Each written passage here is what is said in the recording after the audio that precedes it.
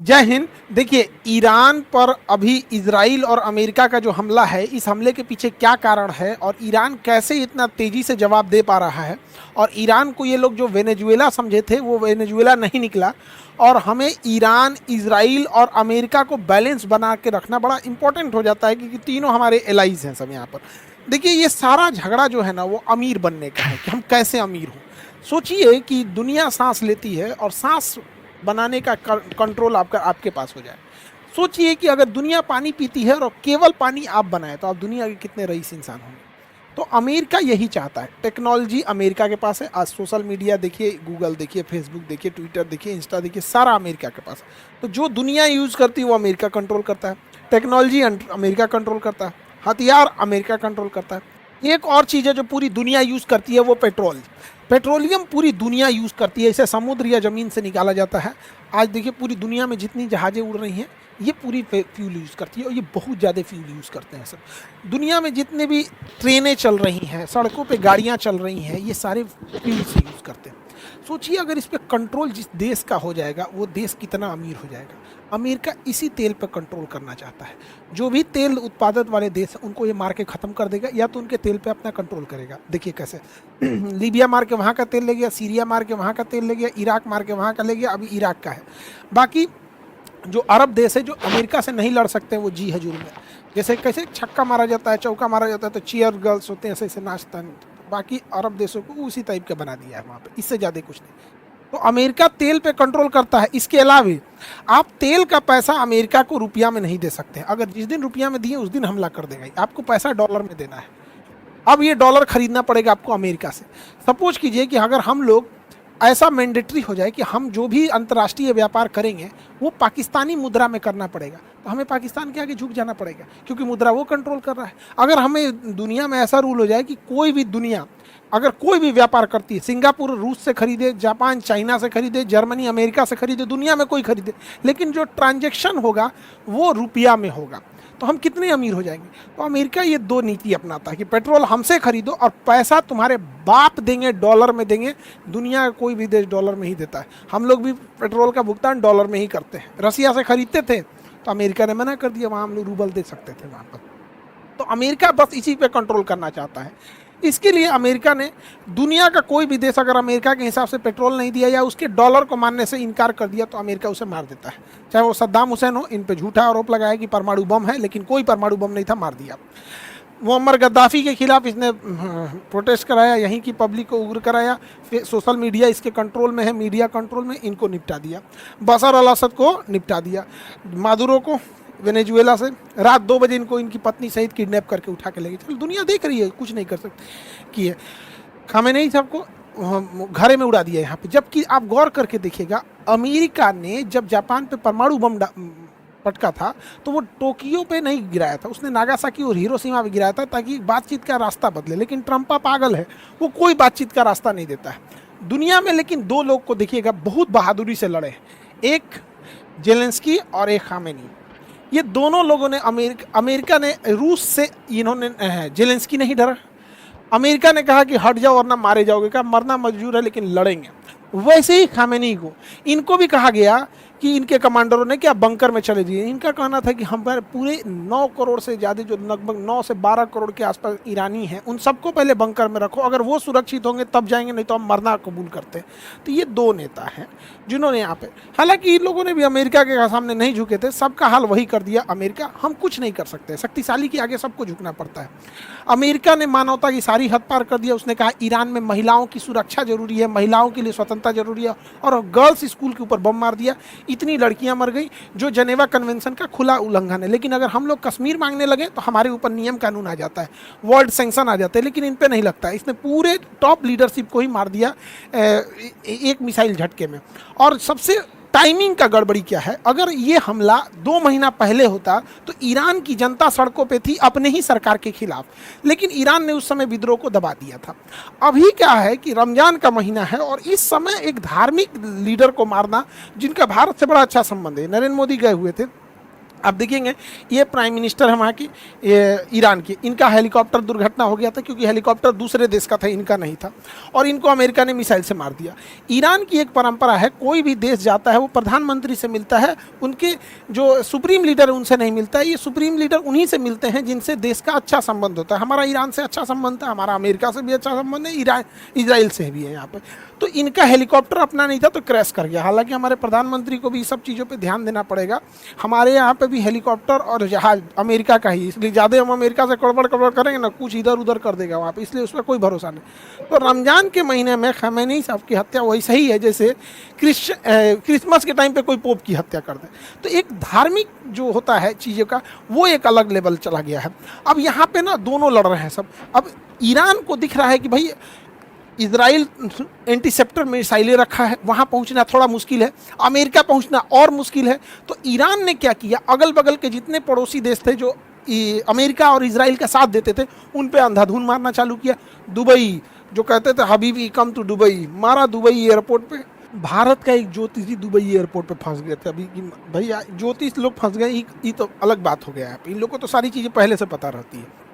लेकिन दुबई में एक चीज़ क्या अच्छा लगा, दुबई पे जब हमले हो रहे थे, उसके होटल्स वगैरह गिर रहे थे, तो दुबई के जो किंग हैं उन्होंने कहा कि कोई होटल वाला अपने मेहमान को निकालेगा नहीं और ना ही उनसे पैसे लेंगे। जो वो खाने पीने का ऑर्डर करे आप उन्हें खिलाइए।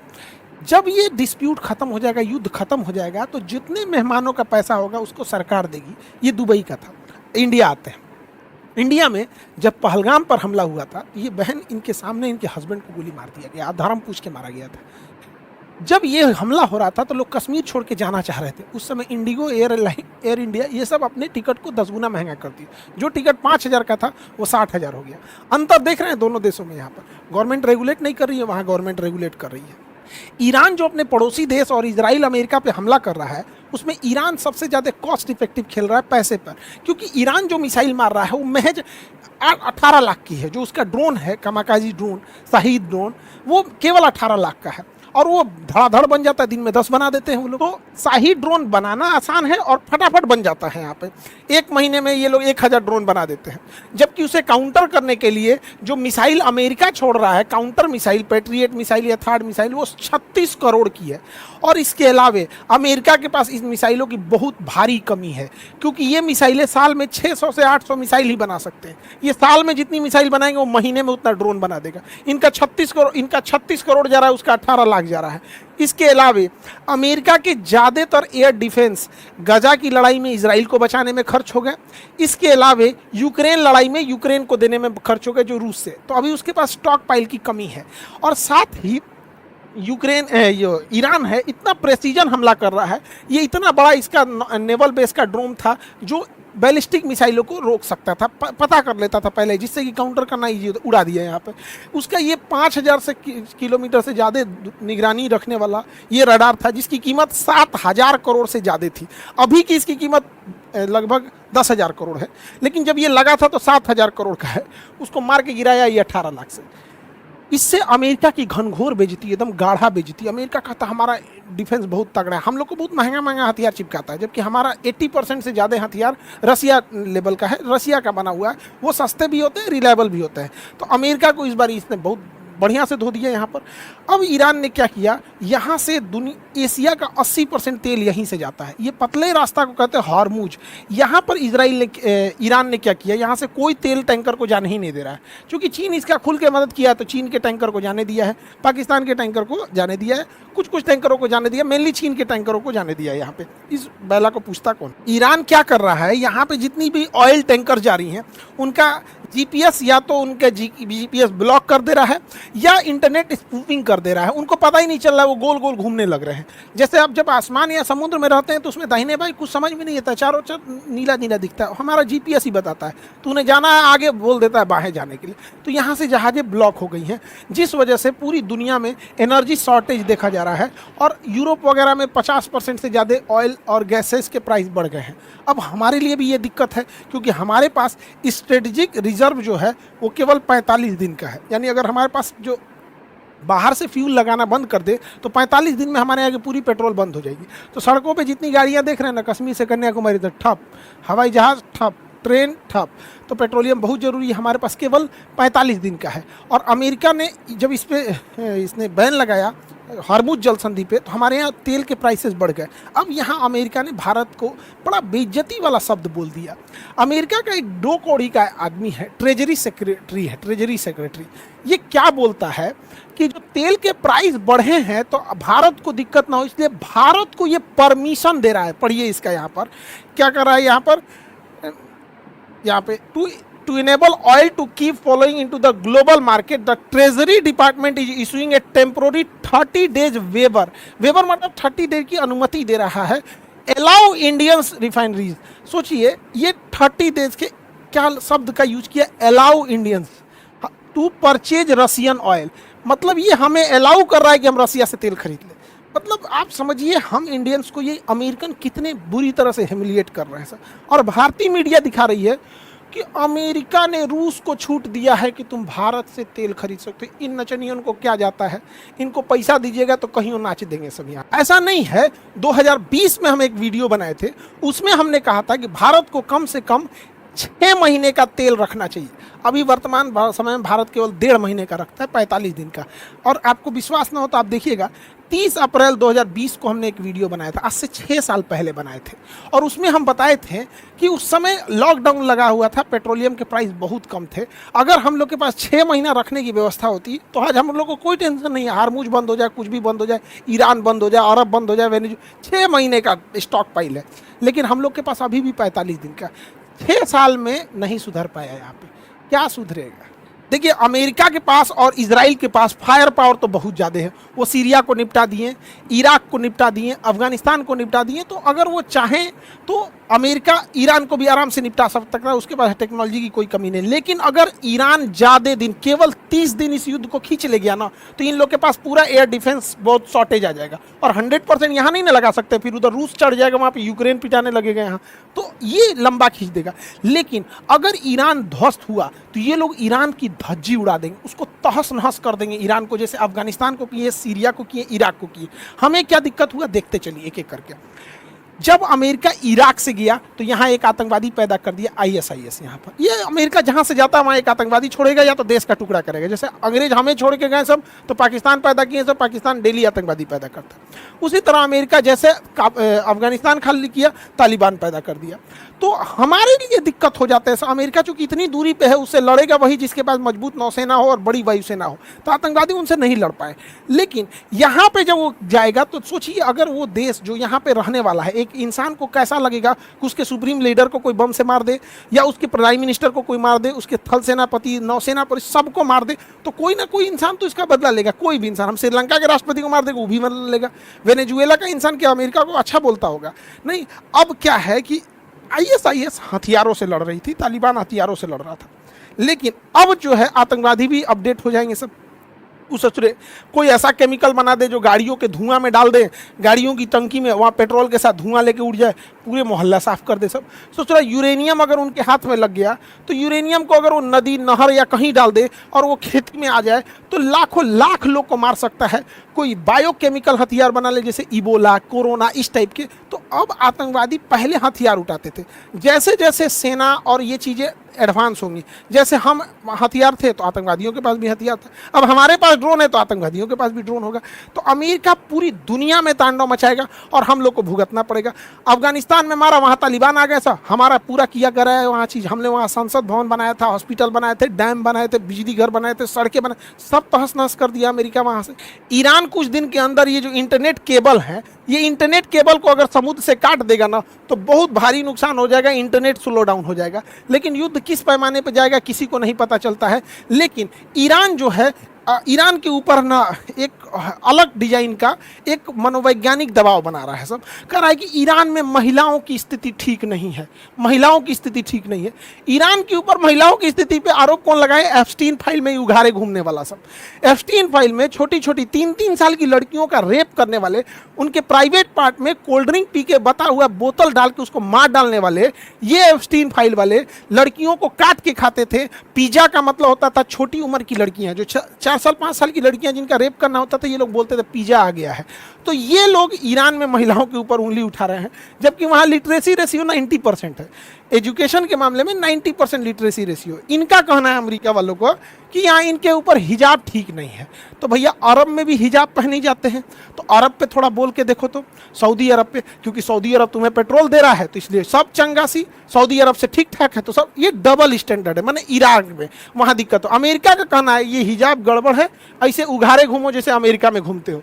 तो अमेरिका वालों का कहना है कि हम उघारे घूम रहे हैं तो ठीक है, अपना जिसका इसका ये कल्चर है, अमेरिका का ये कल्चर है। लेकिन कोई आज तक सुने है कि उघारे घूमने वाला का कल्चर गड़बड़ है? तो अपने अपने पे थोपेंगे सब। लेकिन अगर हिजाब पे भी बोलना होगा ना, ये अरब पे नहीं बोलेंगे। लेकिन अगर आज अरब तेल देना बंद कर दे, या आज अरब ये कहे कि हम डॉलर के जगह अपने रियाल में व्यापार करेंगे, आज वहां पे भी दिक्कत हो जाएगा।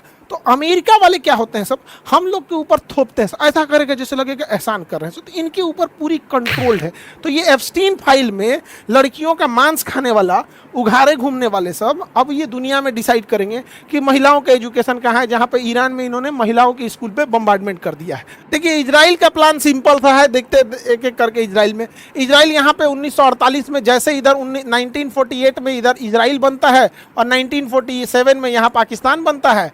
अब अरब वालों का कहना है कि इजराइल का बनना गलत है, तो सोच रहा पाकिस्तान का बनना कहाँ से सही है। अरब वालों का कहना है कि फिलिस्तीन को तोड़ के इजराइल बनाया गया। ठीक है, इजराइल यहाँ 2000 साल पहले था, तो भैया 2000 साल पहले भारत में केवल आदिवासी, द्रविड़ और दलित रहते थे। 2000 साल बाद यहाँ पे आर्यन आए, फिर मुगल्स आए, फिर दिल्ली सल्तनत आए, फिर अंग्रेज आए। तो 2000 साल पहले की बात है। 1948 में यदि फिलिस्तीन को तोड़कर इजराइल बनाना गलत है, तो 1947 में इंडिया को तोड़ के पाकिस्तान बनाना कैसे सही है? दोनों गलत है यहाँ पे। लेकिन दुनिया अपने हिसाब से चलती है, जिसको जहाँ ठीक लगता है वहाँ ठीक है। हम तो यही कहते हैं भैया दोनों खत्म। भैया अगर फिलिस्तीन को उसका जमीन लौटाओगे तो हम हिंदुस्तानियों को हमारा पाकिस्तान लौटाओ, पाकिस्तानियों को भगा दो वहाँ पे। लेकिन दुनिया में अपना अपना नजरिया है यहाँ पर। पहले यहाँ पर था 48 में, इजराइल धीरे धीरे धीरे एक्सपेंड करते करते करते इजराइल अब यहाँ आ गया। ये छोटा सा एरिया गाजा है, इसे कहते हैं वेस्ट बैंक, फलस्तीन गायब। अब ये वेस्ट बैंक को भी ये लोग खत्म कर देंगे, वेस्ट बैंक को यहाँ से उजाड़ देंगे। और यहाँ से वेस्ट बैंक को ये लोग क्या करेंगे, ये सोमालिया है, यहाँ पर वेस्ट बैंक में इतना बम्बार्डमेंट करेंगे लोग कि या तो जिंदा रहो या तो फिर सोमालिया में चले जाओ। सोमालिया में ये लोग घर और बना के भी दे देंगे और कहेंगे हम पैसे भी देंगे। जब ये सबको यहाँ शिफ्ट कर देगा, पैसा देना बंद, सोमालिया में वैसे कोई गरीबी भूखमरी है वहाँ पे, और यहाँ गजा में एक अलग से एक शहर बसा देंगे जहाँ पर ये इजराइल के मिलिट्री और पुलिस वाले जो रिटायर होंगे उनको यहाँ घर दिया जाएगा। ये हम लिख के देते हैं, अगले 3 साल में हो जाएगा। नहीं यकीन है अलग बात है। वहाँ पर इजराइल इसको बनाना चाह रहा है, इजराइल ग्रेटर इजराइल बनाना चाह रहा है। इजराइल पहले यहाँ सीरिया को ले जाएगा, फिर आधा इराक ले जाएगा, आधा सऊदी अरब ले जाएगा और इधर मिस्र का ये एरिया ले जाएगा। ये पूरा बना के ग्रेटर इजराइल बनाएगा।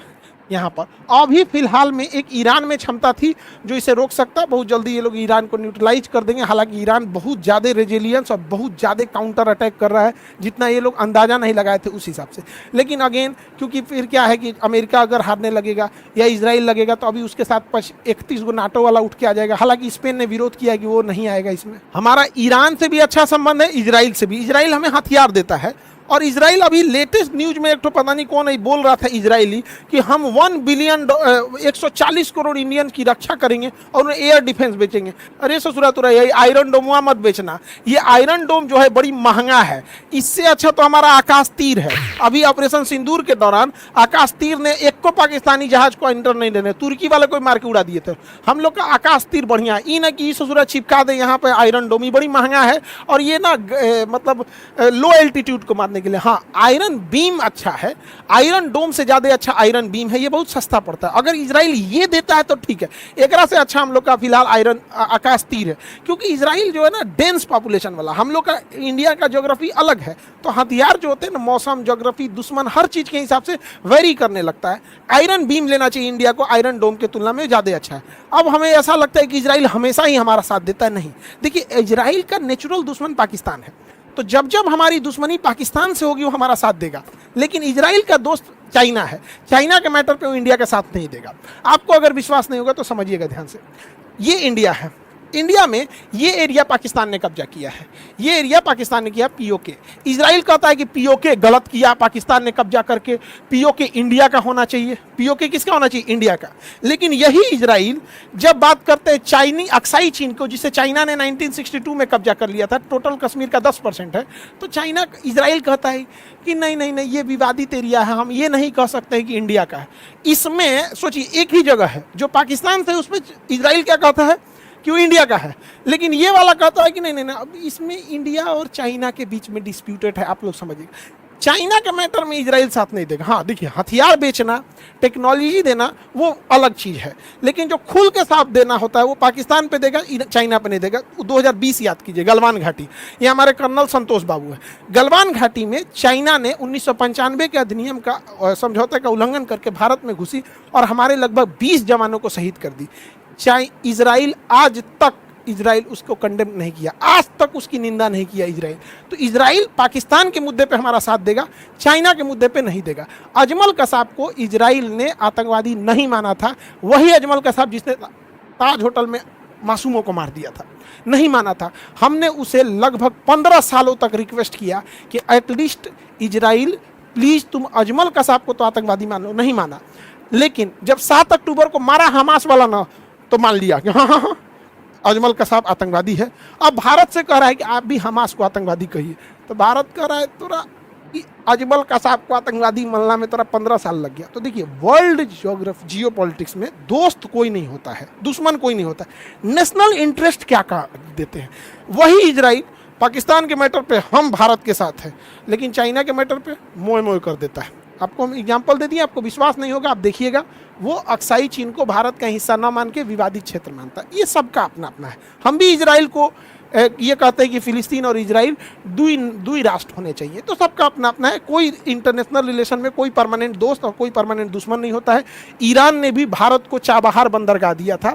चाबहार बंदरगाह ईरान ने चाइना से लड़ के दिया था। चाइना कह रहा था कि चाबहार बंदरगाह भारत को मत दो, चाबहार बंदरगाह लेकिन भारत को उसने दिया। देखिए, चाबहार बंदरगाह जो है वो ईरान के पास है, ये ईरान के पास। हमारे पास चाबहार बंदरगाह आने से हम ईरान के रास्ते अफगानिस्तान में, सेंट्रल एशिया में, रूस में और कहीं भी जा सकते हैं। चाइना कह रहा था कि ये चाबहार मत दो, क्योंकि चाइना का यहाँ सैन्य अड्डा है ग्वादर में, तो हम लोग चाबहार से ग्वादर पे भी रख सकते हैं। तो इजराइल ने चाइना की बात नहीं मानी, इजराइल ने पाकिस्तान की बात नहीं मानी, लेकिन भारत को ये चाबहार बंदरगाह दिया। भारत ने इसे विकसित भी किया, अमेरिका अभी इस पे बम मार दिया यहाँ पर।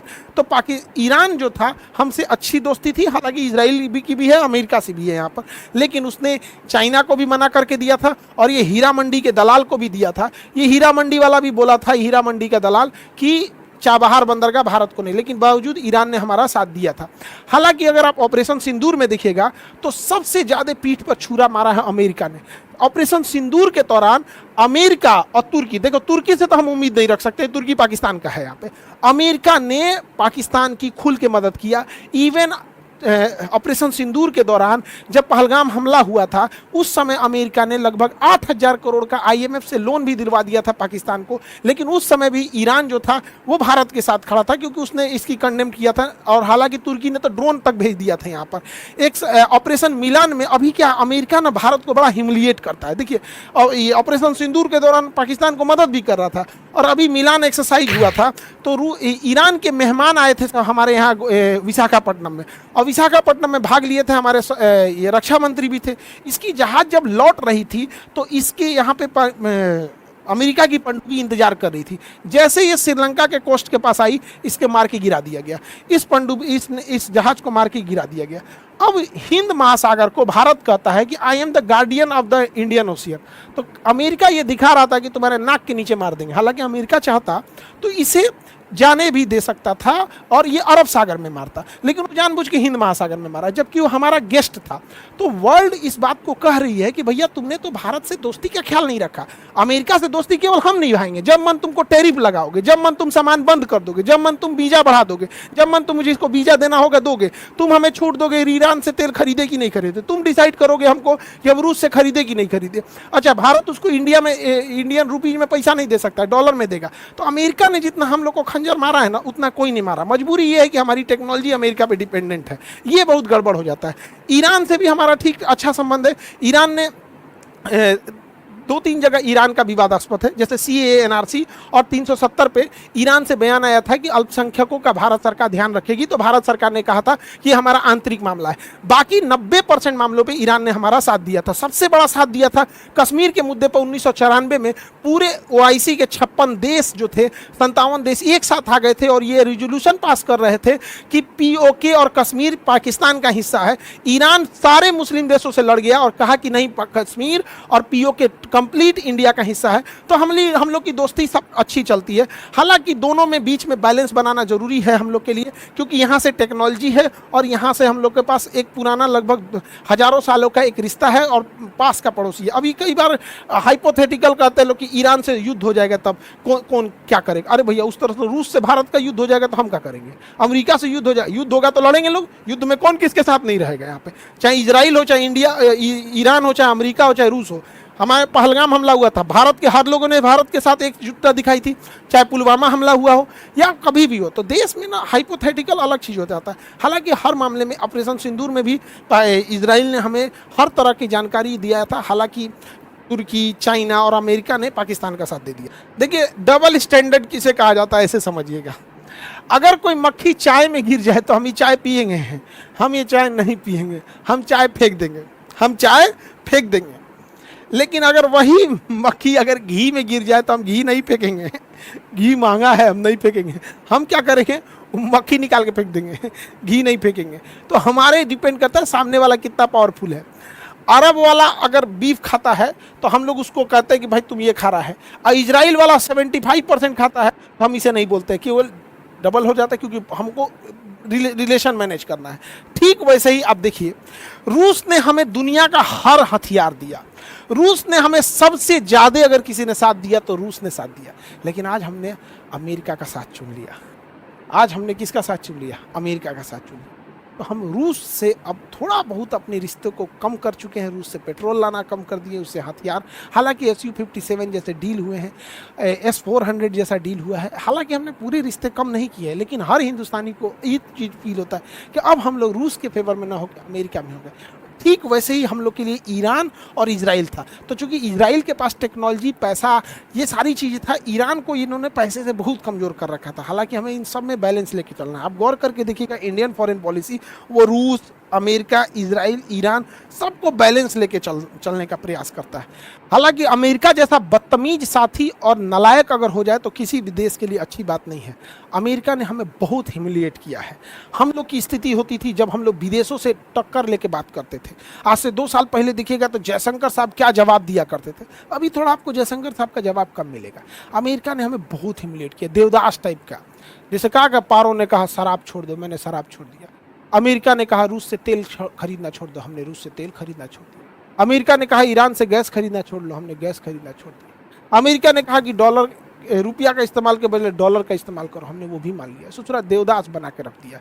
फॉरेन पॉलिसी में इंडिपेंडेंसी बहुत जरूरी होता है, लेकिन जब बदतमीज इंसान प्रधान राष्ट्रपति बन जाएगा, ये डोनाल्ड ट्रंप आया यहाँ पर, हमने क्या किया? बंदर के हाथ में उस्तूरा दे दिया, किसी को काट डालेगा। ये किसी का नहीं हो सकता है। ये वही लोग हैं जो एप्स्टीन फाइल में थे। आपने गौर किया होगा अचानक से युद्ध क्यों हो गया? एप्स्टीन फाइल में इन लोग का नाम आ रहा था, इनकी बदतमीजी उजागर हो रही थी। ये 3-3, 4-4 साल की, 2-2 साल की लड़कियों का रेप किया है सब, फिर उसको मार के खाया है सब उसको। यहाँ पर एप्स्टीन फाइल को दबाने के लिए, इनकी दरिंदगी दबाने के लिए यहाँ पर इतने छोटे छोटे बच्चों को ये सब ससुरा रेप करने के लिए, और रेप करके मार के खा गया है सब उन सबको।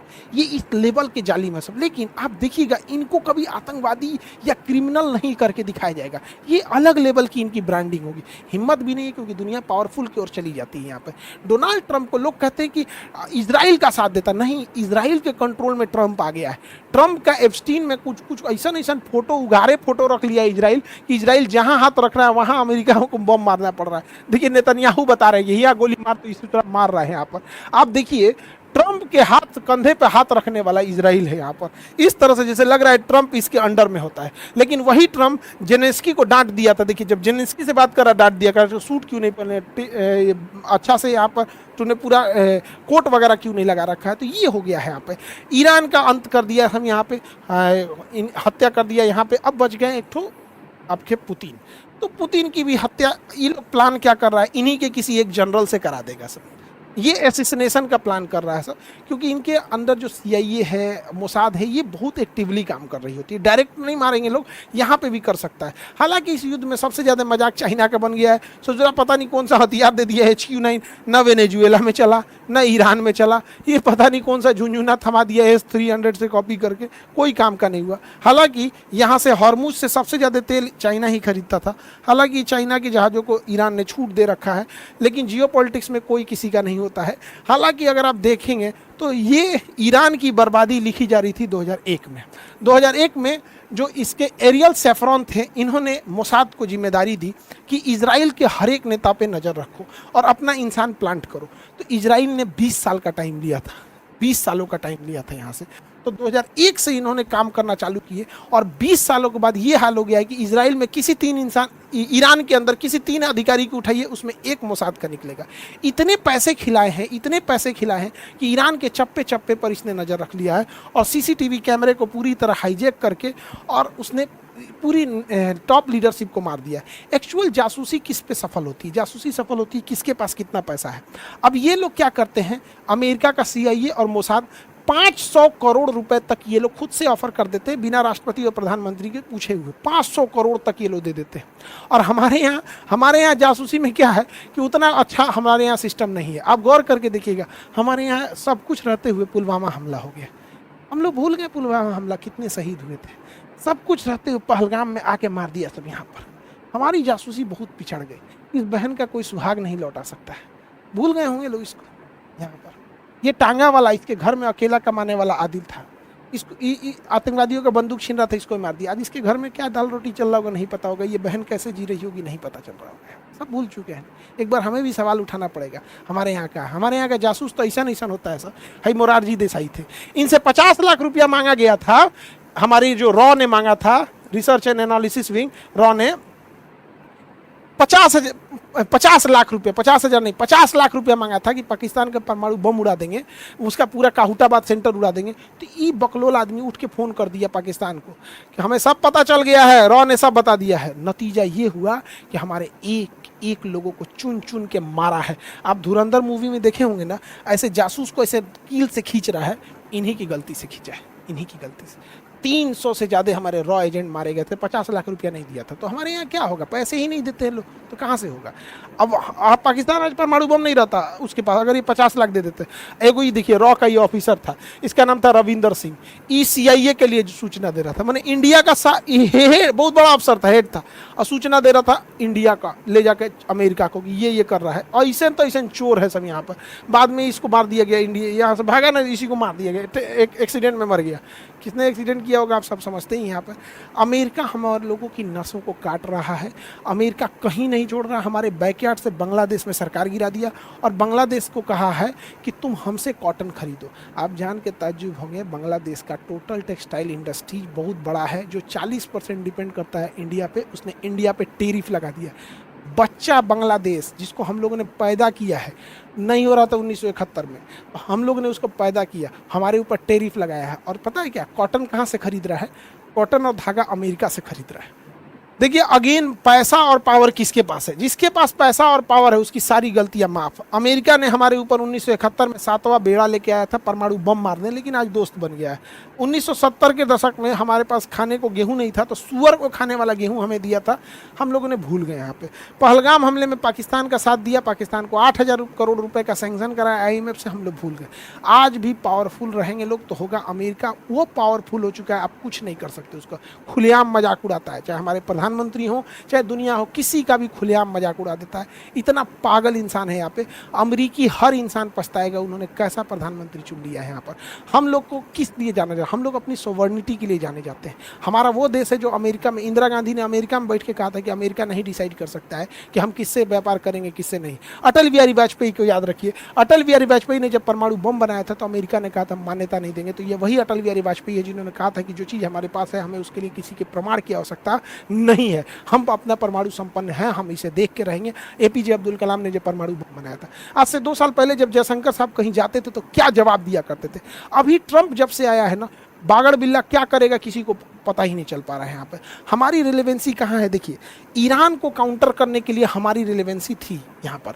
अब धीरे धीरे ईरान को ये लोग निपटा देंगे। अब दुनिया में पेट्रोल को ये कंट्रोल करेंगे, अब चाहे जिस प्राइस में करेंगे हम लोग को खरीदना पड़ेगा। बहुत ज़्यादा चुप रहने से दुनिया को ये लगने लगता है कि भैया हम देखो ना, चाइना, रूस पे भरोसा किए, चाइना पे भरोसा किए, इंडिया पे भरोसा किए, मजबूरी में आया, अमेरिका मार के चल गया।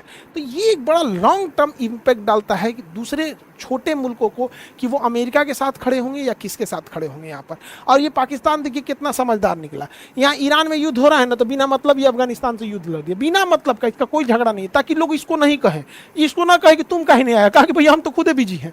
ये जानबूझ के, सोचिए कितना सातिर, कितना समझदार निकला, ये जानबूझ के अझुरा गया है कि हमको कोई कुछ नहीं कहेगा। और यहाँ दुआ मांग रहे हैं यहाँ पर, हाँ भैया तुम्हारी दुआ कबूल हो, जल्दी उठा ले ऊपर वाला तुमको। यहाँ पे आटा मांग रहा होगा, बहुत महंगा है इसके देश में। आई होप आप टॉपिक को समझे होंगे ईरान पे, और जैसे अपडेट आता है हम बताते हैं।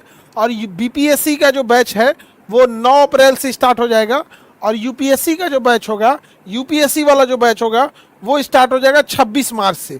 तो बीपीएससी और यूपीएससी वाले बच्चे, और अभी जो बच्चे इंटरमीडिएट पास किए हैं, चाहे जिनको नीट और जेई की तैयारी कर रहे हैं, चाहे आप 10th पास करके 11th में आए हों या 12th के हों या फिर ड्रॉपर हों, आप सब लोग के बैचेज स्टार्ट हो गए हैं। अब ज़्यादा गैप नहीं करिएगा, क्योंकि competition day by day tough होते जा रहा है। जिस तरह से इस बार हम लोग ने जेई नीट में रिजल्ट ले आए थे, उस तरह से और रिजल्ट का सिलसिला और बड़ा रखना है। और जैसे अपडेट आता है और आपको बताते रहते हैं। मिलेंगे नेक्स्ट क्लास में। जय हिंद।